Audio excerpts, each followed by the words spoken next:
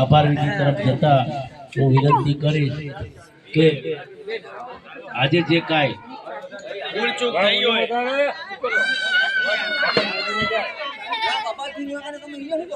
એક જ ફરમાય છે તમારે, એક જ ખાલી બીજું કઈ નહીં.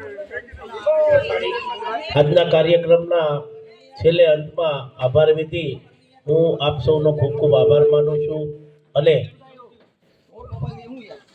કાર્યક્રમનો છેલ્લે અંતમાં હું વિશેષ તો આપણા વિસ્તારના ઉપસ્થિત કોર્પોરેટ શ્રી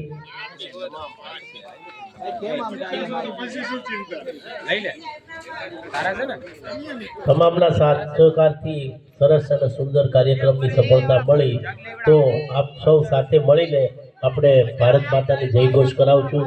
બોલો ભારત માતા કી જય, ભારત માતા કી જય, ભારત માતા કી જય, વંદે માતરમ.